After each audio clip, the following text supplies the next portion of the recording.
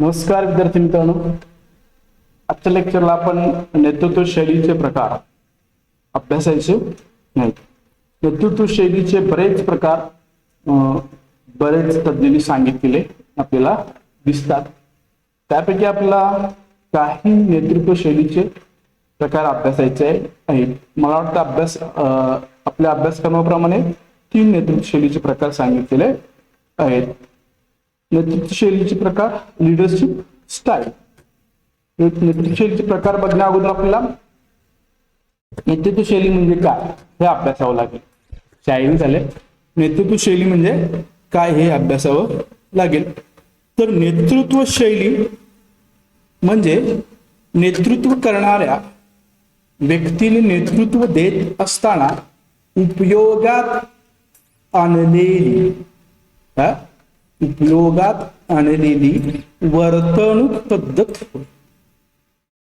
म्हणजे जो काही नेता आहे, जो काही नेतृत्व करणारा व्यक्ती आहे, त्यानं नेतृत्व करत असताना जी वर्तणूक पद्धत उपयोगात आणलेली आहे त्या वर्तन पद्धतीला नेतृत्व शैली असे म्हणतात.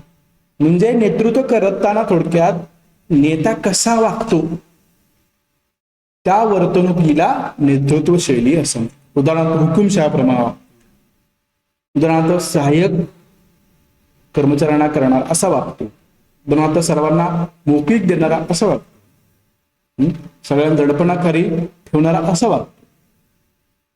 लक्षात आलं?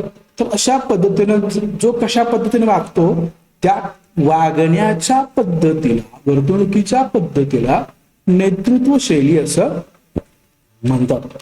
मग ही वर्तणूक पद्धत नेतृत्वाच्या पद्धतीशी संबंधित असू शकते. व्यवसाय संघटनेत नेतृत्व करणारी व्यक्ती असेल, सहाय्यकांना नेतृत्व प्रदान करते, म्हणजे संघटनेच्या उद्दिष्ट पूर्तीसाठी सहाय्यकांना कामासाठी आदेश देते, वेळ प्रसंगी मार्गदर्शन करते. या कार्यासाठी व्यक्ती ज्या पद्धतीचा वापर करते त्यात नेतृत्वाचा सहभाग फार महत्त्वाचा असतो. अर्थात नेतृत्व करणाऱ्या व्यक्तीने संघटनेतील परिस्थिती असेल, अनुभव असेल, याच्या आधारे स्वतःची वेगळी अशी नेतृत्व शैली विकसित केली किंवा केलेली असू शकते. तर नेतृत्व शैलीचा संबंध व्यवस्थापकीय शैलीशी असू शकतो किंवा दिसतो. त्यामुळे व्यवस्थापकीय शैलीलाच नेतृत्व शैली असं बऱ्याच वेळा संबोधलं जातं किंवा म्हटलं जातं. नेतृत्व शैली ही कल्पना व्यक्ती सापेक्ष लक्षात. नेतृत्व शैलीचा संबंध व्यवस्थापकीय शैलीशी असतो असं समजलं जातं. दुसरं आहे, ही एक व्यक्ती सापेक्ष संकल्पना आहे. नेतृत्व शैली ही कशी आहे? व्यक्ती सापेक्ष. म्हणजे काय? व्यक्ती सापेक्षचा अर्थ काय आपल्याला माहिती असेल, शब्द आपण ऐकला असेल. तर व्यक्ती सापेक्ष म्हणजे काय? तर व्यक्ती बदलला की नेतृत्व करण्याची पद्धती बदलली. लक्षात आलं? व्यक्ती सापेक्ष म्हणजे काय? व्यक्ती परत्वे ही संकल्पना बदलताना आपल्याला दिसते. नेतृत्वाचे हे यश हे नेतृत्व देणाऱ्या व्यक्तीच्या व्यवस्थापकीय ज्ञान असेल, बुद्धिमत्ता असेल, कार्यकौशल्य असेल, सहाय्यकांना हाताळण्याची त्याची हातोटी असेल, त्याची पद्धत असेल किंवा अन्य बाबींवर अवलंबून असते. त्यामुळे अशा प्रकारचे जे काही नेतृत्व शैली किंवा व्यवसायाचे जे काही यश आहे ते या अनेक घटकाच्या आधारे अवलंबून असू शकतं. त्यामुळे व्यवसाय संघटनेचे यश हे बऱ्याच अंशी नेतृत्व देणारी व्यक्ती आणि नेतृत्व शैलीवरती अवलंबून असताना आपल्याला दिसते. तर अशा पद्धतीने नेतृत्व शैली म्हणजे काय? थोडक्यात नेतृत्व देणाऱ्या व्यक्तीने वापरलेली वर्तणूक पद्धत किंवा जो त्यावेळी कसा वागतो, वर्तणूक करतोय त्या पद्धतीला नेतृत्व शैली असं म्हणतात. नेतृत्व शैली ही व्यवस्थापकीय शैली आहे. ही व्यक्तिसापेक्ष संकल्पना आपल्याला सांगता येऊ शकते. तर अशा पद्धतीनं नेतृत्व शैली आपल्याला सांगता येऊ शकेल. त्याच्या पुढे जाऊन काही नेतृत्व शैलीचे प्रकार आहेत. बरेच तुम्हाला सांगितलं मी इन डिटेल अभ्यास झाला आपल्याला शैलीच झालेला तर चुकीचं आहे. नेतृत्व शैलीचे प्रकार आपल्याला इथे सांगता येऊ शकतात. तर इथे 3 प्रकार आपल्याला अभ्यासायचे आहेत. एक व्यक्तितंत्र नेतृत्व शैली, ऑटोक्रेटिक लीडरशिप स्टाईल, सेकंड लोकशाही नेतृत्व शैली, आपली लोकशाही माहिती आहे. आणि थर्ड वन मुक्त नेतृत्व शैली आपला अभ्यासायचे आहे. फर्स्ट एकतंत्री नेतृत्व शैली. एकतंत्री ऑटोक्रेटिक लिडरशिप स्टाईल असं म्हणतात. ऑटोक्रेटिक लिडरशिप स्टाईल म्हणजे काय, इथं सर्व निर्णय हे एकाच व्यक्तीकडे एकवटलेले असतात. जे सर्व जे काय अधिकार आहेत ते एकाच व्यक्तीकडे असतात. म्हणजे कुणाकडं, नेतृत्वाकडं असतात. अधिकार नेतृत्वाकडे असतात. निर्णय कोण घेतो, नेतृत्व घेताना आपल्याला दिसतं. त्याला एक केंद्रित स्वरूपाची नेतृत्व शैली असं म्हणतात. ऑटोक्रेटिक हुकुमशहा, एकत्रित थोडक्यात दुसरं त्याला नाव काय, हुकुमशहा पद्धतीची नेतृत्व शैली. तोच अधिकार असतात, ज्याला अधिकार असतात तोच व्यवस्थापनाचे सर्व निर्णय घेतो. सहाय्यकांना फक्त निर्णयाची अंमलबजावणी इथे करावी लागते. सहाय्यकांना कोणत्याही पद्धतीने निर्णय प्रक्रियेत सहभागी करून घेतलं जात नाही, अगर त्यांची सल्लामसलत केला जात नाही. त्यामुळे या नेतृत्व तंत्रानुसार व्यवस्थापकीय कार्य पार पाडली जाऊ शकतात. त्यामुळे ही एक केंद्रित स्वरूपाची हुकुमशहा पद्धतीची नेतृत्व शैली आपल्याला सांगता येऊ शकेल. त्याचे काही फायदे आणि त्याचे काही गुण आणि दोष आपल्याला अभ्यासायचे आहेत. त्याचे गुण काय आहेत आणि त्याचे दोष आपल्याला अभ्यासायचे. तर त्याचे गुण तत्परतेने म्हणजे त्वरित आणि लवकरात लवकर निर्णय या पद्धतीने घेतले. कारण का, तर सर्व निर्णय कोण घेतो, एकच व्यक्ती म्हणजे नेतृत्व घेत असतो. त्यामुळे जे काही निर्णय आहेत ते लगेच घेतले जाताना आपल्याला दिसतात. निर्णयाची अंमलबजावणी त्वरित होते. का, निर्णय एक व्यक्ती घेतो आणि त्याची अंमलबजावणी करण्याचं काम कुणाकडे असतं, जे काही सहाय्यक आहेत त्यांच्याकडे त्या सोपवलेलं असतं. त्यामुळे घेतलेल्या निर्णयाची अंमलबजावणी त्वरित आणि तत्परतेने या पद्धतीमध्ये केली जाताना आपल्याला दिसते. पुढे नेक्स्ट आहे कार्यक्षमता जोपासली चांगली जाते. कारण का, जे काही संघटनेत कामं आहेत ती लोक त्या लोकांनी किंवा कर्मचाऱ्यांनी करणं खूप गरजेचं आहे. ते कोणत्याही प्रकारच्या निर्णयामध्ये सहभागी असत नाही, त्यांच्याकडून फक्त काम करून घेतलं जाऊ शकतं. त्यामुळे इथं कार्यक्षमता खूप मोठ्या प्रमाणात जोपासली जाताना आपल्याला दिसते. परिणामकारक नियंत्रण. परिणामकारक नियंत्रण म्हणजे काय, नियंत्रण करण्यात परिणामकारकता इथं दिसून येते. कारण का, इथं नियंत्रण एकच व्यक्ती करताना दिसते. सहाय्यकांनी फक्त काम करायचं, जेवढे आदेश एवढ्या पद्धतीने इथे काम केलं जाऊ शकतं. त्यांनी कोणत्याही प्रकारचे विचारपूस करायची नाही, कोणत्याही सूचना द्यायच्या नाही. काम नाही केलं तर त्यांना शिक्षा होण्याची शक्यता असू शकते. त्यामुळे परिणामकारक नियंत्रण या पद्धतीमध्ये राखलं जाऊ शकतं. नेक्स्ट आहे अपेक्षित वेळेत उद्दिष्टे साध्य करणे. अपेक्षित वेळेत उद्दिष्टे साध्य करणे, जे काय उद्दिष्ट आहेत ती अपेक्षित वेळेत साध्य होणं अपेक्षित आहे किंवा या पद्धतीमध्ये होताना दिसतात.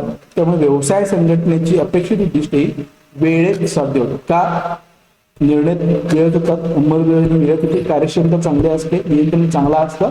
जे काय उद्दिष्ट आहे ते वेळेत पूर्ण केलं जाताना आपल्याला दिसतं. खर्च मर्यादित स्वरूपात राखला जाऊ शकतो. जो काही उत्पादन आणि सेवा करायचा खर्च आहे तो मर्यादित स्वरूपात इथे राखला जाऊ शकतो, तो राखला जातो. तर अशा पद्धतीने हे या नेतृत्वशैलीचे गुण आपल्याला सांगता येऊ शकतात.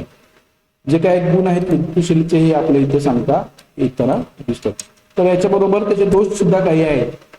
तर अधिकारांचं केंद्रीकरण होतं, म्हणजे सगळे निर्णय सगळे अधिकार हे एकाच ठिकाणी एकवटलेले असतात. जो काही नेता असतो त्या ठिकाणी त्याचे अधिकाराचे केंद्रीकरण झालेलं असतं. इतर कोणालाही अधिकार असत नाही.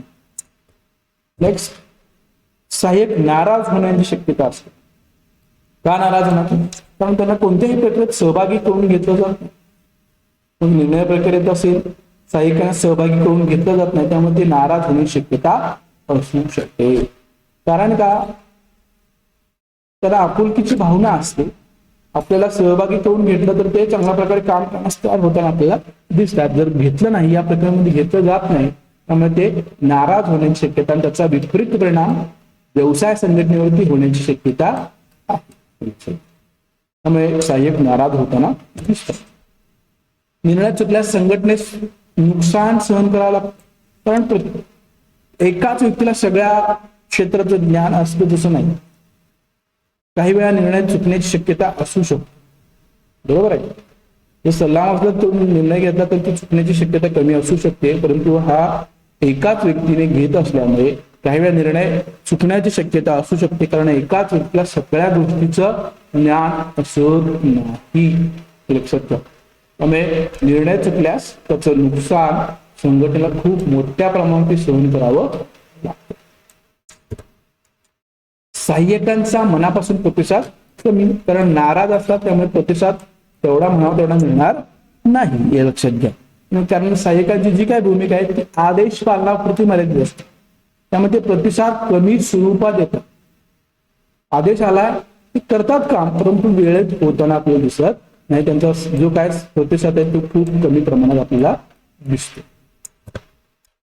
सहाय्यकांचा विकास इथं होताना दिसत नाही, कारण कोणत्याही प्रकारचं त्यांना निर्णय प्रक्रिया असेल किंवा सल्ला मसलत असेल त्या पद्धतीमध्ये घेतली जाताना दिसत नाही. त्यामुळे जो काय सहाय्यकांचा बौद्धिक आणि शैक्षणिक आहे, अनुभव आहे, याचा विकास होताना खूप कमी प्रमाणात दिसतो. त्यामुळे सहाय्यक नाराज होऊन इतर ठिकाणी जाण्याची शक्यता असू शकते. तर विकासाच्या संधी उपलब्ध आहेत त्या ठिकाणी सहाय्यक किंवा कर्मचारी जाण्याची शक्यता खूप मोठ्या प्रमाणात या नेतृत्व शैलीमध्ये असू शकते.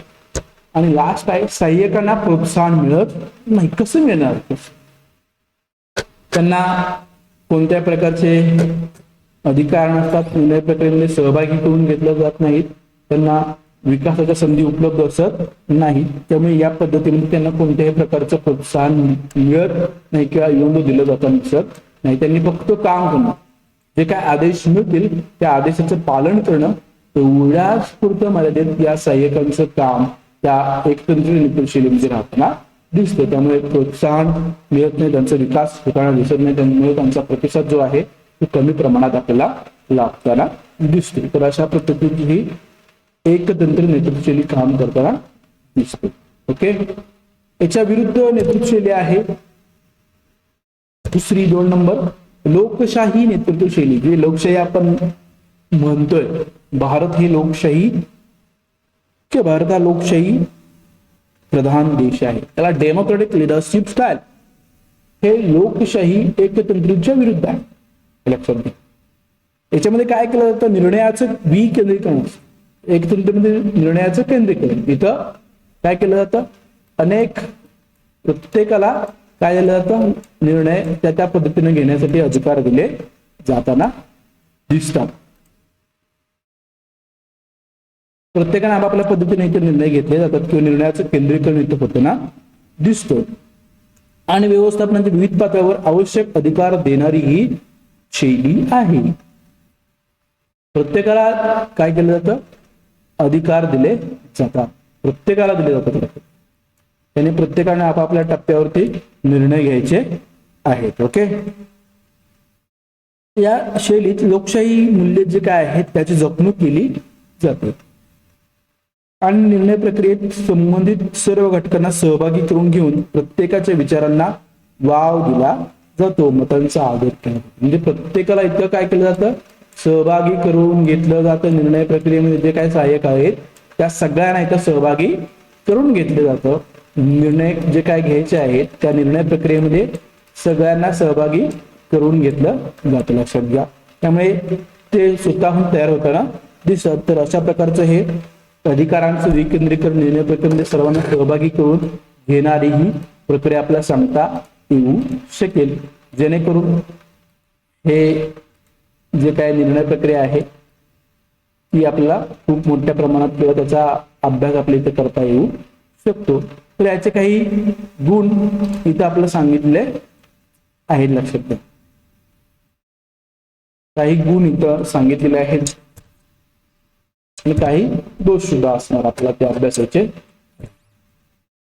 तर पहिला गुण आहे निर्णय प्रक्रियेत सहाय्यकांना सहभागी करून घेतलं जातं. कारण इथं अधिकारांचं विकेंद्रीकरण हे तत्व अवलंबलं जातं. त्यामुळे जे काही निर्णय घेण्याचे अधिकार असतात ते सहाय्यकांना आवश्यक त्या प्रमाणात दिले जाताना आपल्याला त्यांचे जे काही कार्य करायचं आहे, जे काही जबाबदारी सोपवली आहे त्याप्रमाणे त्यांना निर्णय घेण्याचे अधिकार प्रदान केले जाताना आपल्याला दिसतं. त्यामुळे निर्णयात सहाय्यकांना सहभागी करून घेतलं जातं. कामे कार्यक्षमपणे होतात का? प्रत्येकाला आपापल्या पद्धतीने काम करण्यासाठी अधिकार दिले जातात. निर्णय स्वतंत्रपणे त्यांनी आपापल्या स्तरावरती आपल्या कामासंबंधी घ्यायचे असतात. त्यामुळे जी काही कामे सोपवले आहेत, कार्य दिलेले आहेत, जबाबदाऱ्या दिल्या आहेत, ते कार्यक्षमपणे होताना आपल्याला दिसतात. त्यामुळे हा सुद्धा एक महत्वपूर्ण गुण लोकशाही नेतृत्वशैली सांगता येऊ शकेल. कनिष्ठांचे पूर्ण सहकार्य असतं, कारण व्यवस्थापनात कनिष्ठांचे पूर्ण सहकार्य मिळतं. कारण का? त्यांना निर्णय प्रक्रियेमध्ये सहभागी करून घेतलं जाताना दिसतं. त्यांच्या मतांचा, सूचनांचा आदर इथं केला जातो. त्यामुळे कनिष्ठ परिपूर्ण पद्धतीनं पूर्ण मनापासून कामामध्ये सहकार्य करताना दिसतात.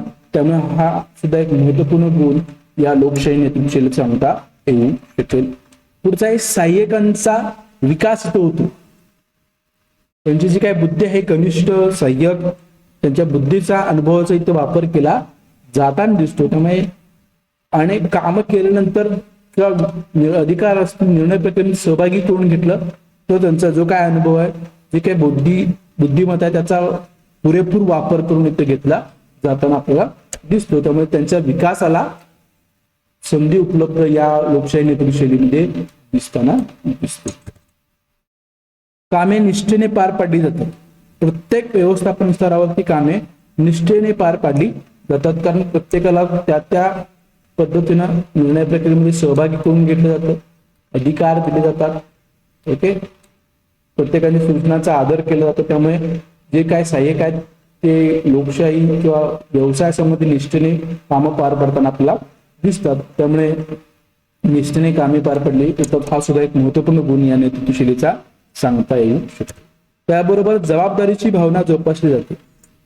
कर्मचाऱ्यांमध्ये जबाबदारीची भावना ही जोपासली जाते, कारण जबाबदारी स्वीकारली तर आपला विकास होणार आहे, तर आपला बढती मिळणार आहे, तर पगार वाढ होणार आहे. या भावनेद्वारे जबाबदारी घेण्याची किंवा जबाबदारी जोपासण्याची, जबाबदारी स्वीकारण्याची जी काही पात्रता आहे, तीव्रता आहे, ती वाढताना दिसते. स्वतःहून लोक तयार होतात जबाबदारी घेण्यासाठी. तर अशा प्रकारे हे या नेतृत्वशैलीचे गुण आपल्याला सांगता येऊ शकतात. जसे गुण आहेत तसे त्याचे दोष सुद्धा आपल्याला सांगणं खूप आवश्यक आहे, किंवा त्याचे गुण आपल्याला दोष स्वीकारणं किंवा दोष सांगणं खूप गरजेचं आहे. तर त्याचे काही दोष आहेत, जे काही लोकशाहीचे दोष आहेत. आपण आता लोकशाही देशामध्ये राहतो, तर लोकशाहीमध्ये अनेक दोष आहेत लक्षात घ्या. मग दप्तर दिरंगाई असेल, चालढकल असेल, भ्रष्टाचार असेल, कामातील टाळाटाळपणा असेल, निष्काळजीपणा असेल, असे अनेक चुका ज्या काही लोकशाही व्यवस्थेच्या आहेत त्या सुद्धा या नेतृत्वशैलीमध्ये राहताना दिसतात. कामचुकारपणा मी सांगितलं त्या पद्धतीने कामचुकारपणा वाढण्याची शक्यता जास्त प्रमाणात इथं असते. मग निष्काळजीपणा असेल, कामचुकारपणा असेल, कामात दिरंगाई व चालढकल वृत्ती जे काय आपल्या लोकशाही व्यवस्थेची आहे ही सुद्धा इथं दिसताना दिसतात. वेळेत काम होताना दिसत नाही, चालढकल वृत्ती वाढताना दिसते. म्हणजे काय, हे आपलं काम नव्हे, प्रत्येकाला जबाबदारी दिली असेल तर ते माझं काम नव्हे, ते त्यानं करावं, अशा पद्धतीची वृत्ती इथं दिसताना दिसते. निष्काळजीपणा असेल, कामात दिरंगाई असेल, चालढकल वृत्ती असेल, हे जे काही दोष आहेत, महत्वपूर्ण दोष या लोकशाही नेतृत्वशैलीचे आपल्याला सांगता येऊ शकतात. अकार्यक्षमता वाढतं, त्याच्यामुळे चालढकल असेल, कामात दिरंगाई असेल, कामचुकारपणा असेल, तर आपोआपच त्याचा परिणाम काय होणार, अकार्यक्षमता व्यवस्थापनामध्ये, व्यवसायामध्ये वाढताना दिसेल. त्याचबरोबर त्यामुळे काय होणार आहे, खर्चाचं प्रमाण वाढणार आहे. खर्चाचं प्रमाण सुद्धा या लोकशाही नेतृत्वशैलीमध्ये खूप मोठ्या प्रमाणावरती. कामात दिरंगाई झाली, वेळेत कामं पूर्ण झाली नाहीत, तर आपोआपच अकार्यक्षम होऊन खर्च वाढणार. वेळ वाढला की खर्च वाढणार, एक सूत्र आहे. तर अशा पद्धतीने हे काही दोष या नेतृत्वशैलीचे आपल्याला सांगता येऊ शकते. तर काही दोष जरी असले तर ही नेतृत्वशैली वापरण्यास उपयोगी आहे. बऱ्याच ठिकाणी या नेतृत्वशैलीचा दोष कमी करून स्वीकारले जाताना आपल्याला दिसतो. तिसरी लास्ट नेतृत्वशैली आहे मुक्त नेतृत्वशील असतं, फ्री रेन लिडरशिप स्टाईल. याच्यामध्ये काय केलं जातो, मुक्त वापर इथे केला जातो. जे काय मुक्त वापर आहे, मुक्त वापर म्हणजे काय, फ्री रेन लिडरशिप. सहाय्यकांना सगळे अधिकार दिले जातात. इथे अधिकारांचं संपूर्ण विकेंद्रीकरण लोकशाहीमध्ये काही प्रमाणात केलं जातं, परंतु मुक्त नेतृत्वामध्ये काय झालं जातं, अधिकारांचे पूर्ण विकेंद्रीकरण केलं जातं. अधिकार प्रत्येकाला दिलं जातात. या प्रकारात व्यवसाय संघटनेतील विविध ज्या काही व्यवस्थापन पातळ्या आहेत, कार्य करणाऱ्या अधिकाऱ्यांना जबाबदाऱ्या पार पाडण्यासाठी, निर्णय घेण्यासाठी आवश्यक अधिकार दिले जातात. लक्षात घ्या. ओके. या अधिकाऱ्यांना आवश्यक ते मार्गदर्शन काही वेळा केलं जातं. व्यवस्थापन देखरेख आणि नियंत्रणाचे कार्य फक्त करताना इथं दिसतं. व्यवस्थापन काय करतं, देखरेख आणि नियंत्रण करायचं. जे काय अधिकार असतील, जे काय निर्णय असतील, त्या स्तरावर जे काय अधिकार आहेत ते घेताना आपल्याला दिसतात. त्यामुळे हे एक मुक्त नेतृत्वाची सांगता येऊ शकेल. सहाय्यकांना त्यांच्या पद्धतीने वागण्यासाठी मोबाईल दिली जाताना आपल्याला दिसते. त्यामुळे ही एक नेतृत्वशैली वापरताना किंवा नेतृत्वशैलीचा प्रकार आपल्याला सांगता येऊ शकेल. तर त्याचे काही दोष आहेत, काही गुण आणि दोष आपल्याला सांगता येऊ शकतात त्या अभ्यासात. त्याचे गुण आणि काही दोष त्याचे आपल्याला सांगताना दिसतात. तर इथे काय गुण आहेत, जबाबदाऱ्या प्रामाणिकपणे पार पाडल्या जातात. कारण अधिकारी वर्गाद्वारे त्यांच्यातील जबाबदाऱ्या प्रामाणिकपणे पार पाडल्या जाण्याची शक्यता. का, त्यांना योग्य ते अधिकार आणि योग्य त्या जबाबदाऱ्या दिले जातात. त्यांना त्यांच्या कामासंबंधी अधिकार, निर्णय घेण्याचे अधिकार असतात. त्यामुळे ती जबाबदारी पूर्ण प्रामाणिकपणे पार पाडण्यासाठी या मुक्त नेतृत्वशैलीचे जे काय अधिकारी आहेत काम करताना दिसतात. त्यामुळे हा एक महत्वपूर्ण गुण याचा सांगता येऊ शकतो. निर्णय जबाबदारीने घेतले जातात. जे काही निर्णय आहेत ते जबाबदारीने घेतले जातात. कारण निर्णय चुकला तर त्या निर्णय घेणाऱ्या व्यक्तीला जबाबदार या प्रक्रियेमध्ये धरलं जातं. त्यामुळे निर्णय चुकले तर त्याचे चांगला असेल तरी सुद्धा जातात. त्यामुळे जे काही निर्णय आहेत ते जबाबदारीने घेतले जातात. त्याची कार्यवाही चांगल्या पद्धतीने केली जाताना दिसते. पुढचा गुण आहे कार्यप्रेरणा मिळते. तर अधिकारी वर्गाला कार्यप्रेरणा मिळते आणि कार्य प्रोत्साहन लागते. कारण त्यांना जबाबदारी दिली असतात. त्या जबाबदाऱ्या पूर्ण करण्यासाठी जे काय अधिकार आहेत आणि जे काय निर्णय आहेत ते घेता येऊ शकतात. त्यामुळे ते स्वतःहून कार्यप्रेरित होतात आणि नवीन नवीन जबाबदाऱ्या घेण्यासाठी प्रोत्साहित होताना दिसतात. त्यामुळे वेगळ्या अशी कार्यप्रेरणा, वेगळा असं कार्यप्रोत्साहन इथं देण्याची आवश्यकता भासत नाही. पुढे आहे सहाय्यकांचा अनुभव व बुद्धिमत्तेचा वापर इथं पुरेपूर प्रमाणात केला जातो. जे काय सहाय्यक आहेत, अधिकारी आहेत, त्या सर्वांचा अनुभव असेल, त्यांचं काय बुद्धिमत्ता आहे, त्या सगळ्या गोष्टींचा वापर इथं पुरेपूर प्रमाणात करून घेतला जातो. जे काही बुद्धी आहेत, अनुभव आहेत, जे काही शैक्षणिक पात्रता आहे, त्या सगळ्याचा पुरेपूर वापर मुक्त नेतृत्वशैलीमध्ये करून घेतला जातो. आणि सहाय्यकांच्या विकासात संधी आपोआपच मिळणार आहेत. कारण जे काय अनुभव आहेत, जे काय बुद्धिमत्ता आहेत, त्याचा पुरेपूर वापर इथं करताना दिसतात. लक्षात. तर अशा पद्धतीनं सहाय्यकांना विकासाच्या संधी उपलब्ध इथं होताना दिसतात.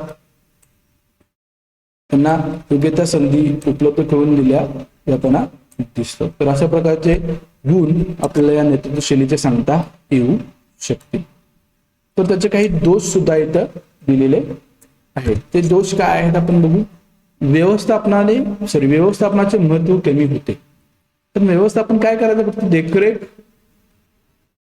आणि नियंत्रण एवढंच ठेवायचं आहे. काय काम चालू आहे एवढंच बघण्याचं पुरतं मर्यादित व्यवस्थापन काम करताना दिसतं. त्यामुळे व्यवस्थापनात जे काय अधिकार आहेत ते कमी होण्याची शक्यता या ठिकाणी असू शकते. जे काय महत्व व्यवस्थापनाला आहे ते त्यांना निर्णय प्रक्रियेमध्ये कमी होण्याची शक्यता असू शकते. पुढे आहे दोष, नियंत्रणात शिथिलता येण्याची शक्यता असते. जे काय व्यवस्थापकीय नियंत्रण आहे त्याच्यात शिथिलता म्हणजे गतिमानता राहत नाही.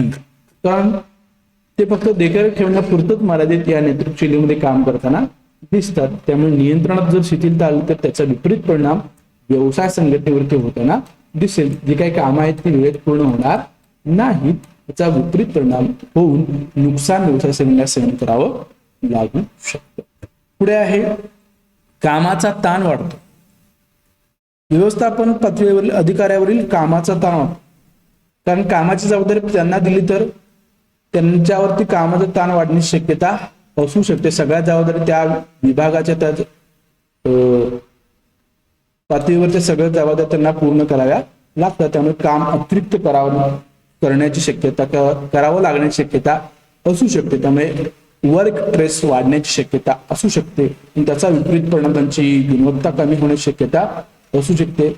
ते नोकरी सोडून जाण्याची शक्यता असू शकते. त्याचा विपरीत परिणाम त्यांच्या शरीरावरती असेल, मानसिकतेवरती असेल तो होण्याची शक्यता असते. त्यामुळे कामाचा ताण या ठिकाणी वाढण्याची शक्यता असू शकते. खर्चात वाढ होण्याची शक्यता असते. कार्यातील परिणामकारकता कमी होऊन खर्चात वाढ होण्याची शक्यता या नेतृत्वशैलीमध्ये आपल्याला जाणवताना दिसते. तर अशा पद्धतीनं काही दोष या मुक्त नेतृत्वशैलीचे सांगता येऊ शकतील. तर अशा पद्धतीनं नेतृत्वशैलीचे प्रकार आपल्याला सांगता येताना दिसतात. तर टॉपिक नंबर 2 इथं संपला असं मी सांगतो. तर यातील एक मुद्दा एक राहतोय तो तुम्ही विद्यार्थ्यांनी करायचा आहे. तर शिवाजी महाराज, महात्मा गांधी आणि डॉक्टर बाबासाहेब आंबेडकर यांच्या नेतृत्वशैलीचा अभ्यास तुम्ही स्वतः करायचा आहे. ओके. तर अशा पद्धतीनं टॉपिक नंबर 2 नेतृत्व इथे संपलं. धन्यवाद.